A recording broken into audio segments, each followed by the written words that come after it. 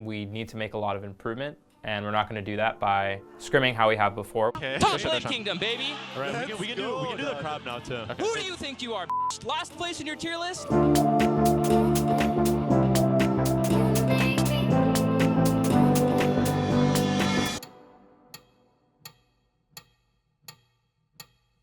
First off, just give me a breakdown of like what a scrim block is. Whew.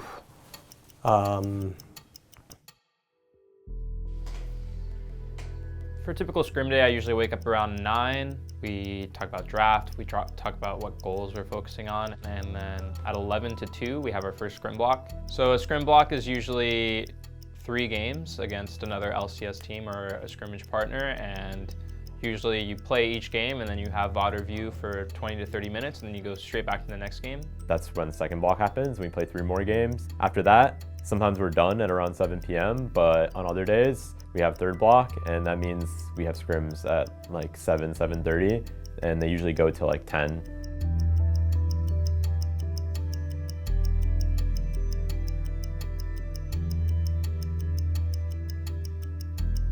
I think the biggest thing that's changed is probably the post games, because before in season 3, there'd be like 1 coach, and I don't think they were as knowledgeable. And now it's like season 9, we have 3 coaches that are there with us in post-game review that have watched the whole game through. That's also where you get a lot of your improvement, right? In the post-game, where you're talking about what mistakes we need to fix, what mistakes individuals need to fix. So during a player game, I will either be taking notes on the game and writing down what the players say and what the players do and what their opponents say and what the opponents are doing and how they're seeing through the plans, and just making sure that all of the bases are covered. And then after the game, we'll have a joint review and talk to like the key moment of the game. The flaws range from the efficiency of practice to time spent practicing to like the fact that we have to keep learning the same things over and over again because it's impossible to drill them. You can improve more on like macro and like positioning, vision, control, a lot of like the harder to understand aspects of League in LCS scrims, I think. Obviously, scrims are still scrims, regardless from LCS to Academy. Scrims in general are very useful, but they also present a lot of challenges. Since there's only a few number of games that are played each day, the opportunities for practicing are very limited. In addition, you are hoping that you get the scenarios that you're actually seeking, that your team needs to improve upon. And these are some of the things that we're looking to kind of combat and looking at different ways of getting the most value out of practice. So it's funny enough that you brought up the scrim stuff in the meeting today, because that was like one of the things I want to talk about. And partially the reason why I brought up like our scrim partners is because, like I said earlier in the meeting today, is like my concern was that are we getting the best practice, right? And it's not. And what I'm concerned about is not the things that we're controlling, but like our partner, and like what is that doing for us?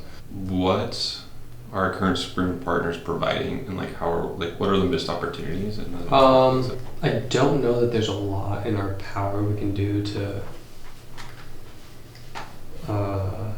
So right now, some of the challenges that we're kind of going through is, what do Weldon and Irene want to get out of a scrim? What is their approach, and what are we actually trying to do to continue to better improve the team? We obviously can't control what our scrim partners choose to do. Sometimes we get very good scrim partners and people are playing really well, and we get a lot of value of them. Sometimes that doesn't happen, and we try to make the most that we possibly can. And so what we're really focusing on is controlling what we can get and what we can do every time that we show up to practice.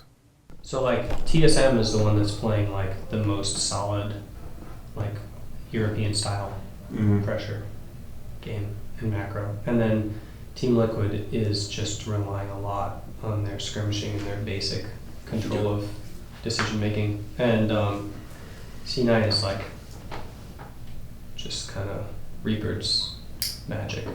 I think that my thought process as of like 10 days ago was to get as fast as possible through the MAC program and then kick off workshops directly related to, like once they had the skill set to take Scrim seriously emotionally, to work on the discipline there, and in the meanwhile work on it like throughout the day, like give these pointers.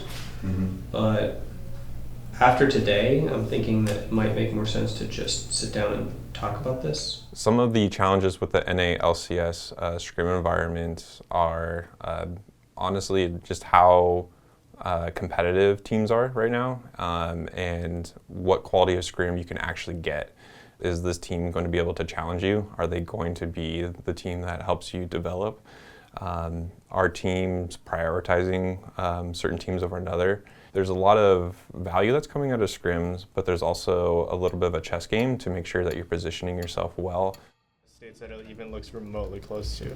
It's like a village, and the buildings are like half collapsed. All the cars, like if you have a car in that small place, it's like really insane. And the cars have like 3 wheels. Like kind of like this. The race armor hats? Yeah, but then like. And what is that? What is that? Is that a race?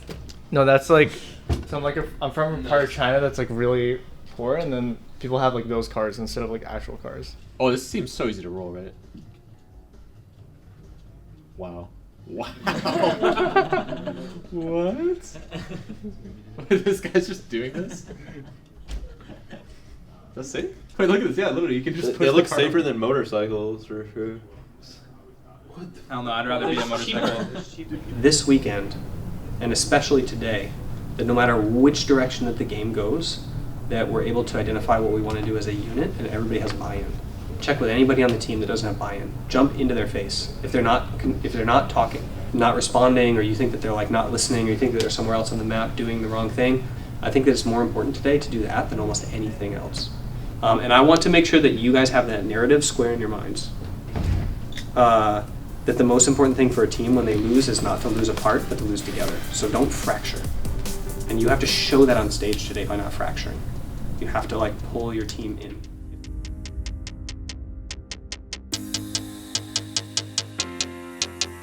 CLG on 3. 1, 2, 3. CLG!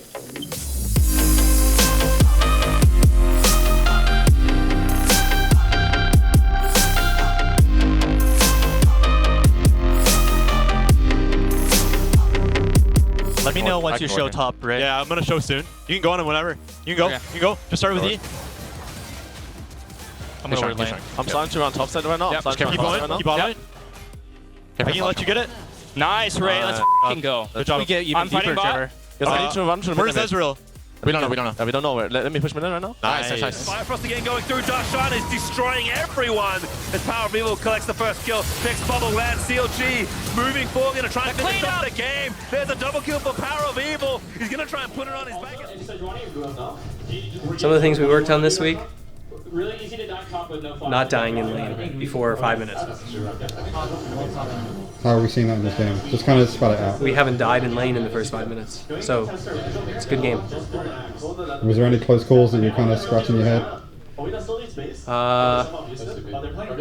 No, everybody did really well, like preventing the early Olaf aggression.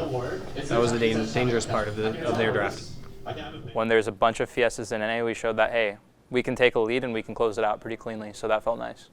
I think in general in scrims, we just need to be more consistent. I think on stage, we play more cleanly, and I think that showed there, but I think in scrims, to get more learning out of it, we had to be more consistent in the early game, more consistent in the mid game, not getting caught out, not dying 1v1, things like that were issues in scrims, but on stage, I feel like we really clean up our play, so working on the consistency in scrims, but on stage, it's pretty good.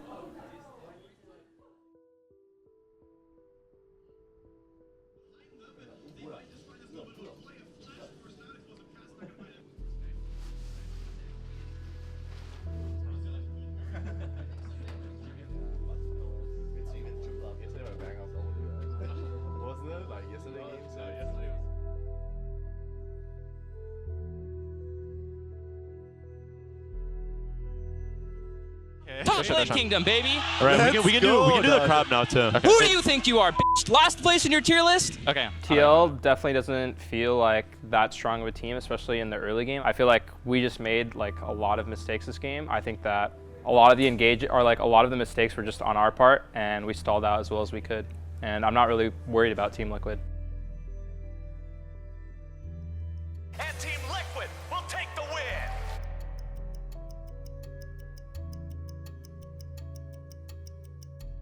If we want to beat them and if we want to be the better team, we need to make a lot of improvement, and we're not going to do that by scrimming how we have before. We need to have more intensity. We need to make sure that we're covering every communication thing. Mindset is one of those abstract things that you can tackle in a lot of ways, and I think I would just tackle that by having everyone understand the situation we're in and how much we need to get out of these scrims, like how much we really need to improve if we want to be the best team.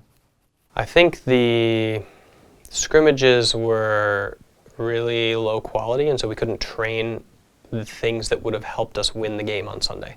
And that usually means that either you're working on something and it's just kind of coming together and you're picking away at it, but like failure is, it's like one of those things where it doesn't work until you get it to 100%, so you fail all the way up. But the more likely thing is that players are unfocused and like not motivated or a little bit just having a frustrating week. The big tool in traditional sports to use to like quickly fix these kind of problems is the bench. So obviously that is something that we have to figure out how to use still and again in CLG.